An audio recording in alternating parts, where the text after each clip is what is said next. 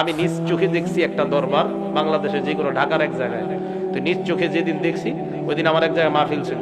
আমি বলছি মাহফিলে পরে যাবো, আগে এগুলা দেখবো। তো দেখছি জোহর পরে নাই, আসরও পরে নাই। জনাবরা বিশ্ব আশিক রাসূল কপালে লেখা সবার এভাবে। জোহর পরে নাই, আসর পরে নাই।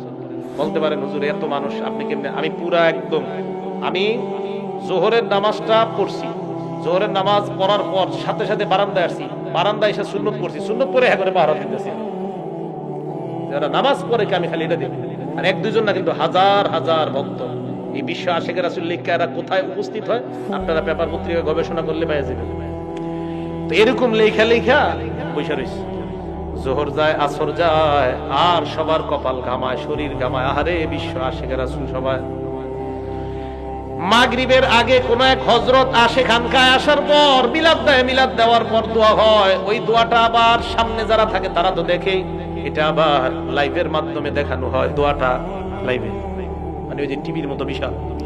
সেখান থেকে আসে গানরা কান্নাকাটি করে, কান্নাকাটি করার পর এরপরে যা যা দেওয়া হয়, দেওয়ার পর সবাই চলে যায়। এখন যে জোহর পরে নাই, আসর পরে নাই, আবার নবীর প্রেম ভিতরে যারা দাবি করবে, স্পষ্ট আমাদের ঘোষণা, এরা আশিক রাসূল না, আশিকে শয়তান, মুনাফিক মার্কা মুসলমান। এরা আশিক রাসূল কি বলে? জোহর পরে না, এ নাকি নবীর প্রেম আছে ভিতরে। আসর পরে না, এর ভিতরে নাকি নবীর প্রেম। হ্যাঁ, মানে এটা অসম্ভব। কেমন ব্যাপার? How is it possible? কিভাবে সম্ভব? নামাজ পড়ে না, ভিতরে প্রেম, নবীর প্রেম, খুব প্রেম আছে। রাসূল করিম সাল্লাল্লাহু আলাইহি সাল্লাম বলে দিলেন, এই ধর্মের মধ্যে যারা নতুন কিছু বানাবে এটা প্রত্যাখ্যাত, এটা জায়েজ নাই, এটা হারাম। যত বড় পিশাব, দাড়ি যদি এতটুকু হয় আর এরকম যদি নতুন কিছু দেখায়, এটা হালাল না হারাম? বেদাত, বেদাত পরিত্যাজ্য। আল্লাহ আমাদেরকে বেদাত থেকে পরিহার করার তৌফিক দান করেন। বেদাতের ব্যাপারে ভয়ঙ্কর কয়েকটা হাদিস শুনেন। রাসূল করিম সাল্লাল্লাহু আলাইহি সাল্লাম বেদাতের ব্যাপারে যে ভয়ঙ্কর কথা বলছে নবীজি সাল্লাল্লাহু আলাইহি সাল্লাম, আবু দাউদ শরীফের 4607 নম্বর হাদিসের বর্ণনা।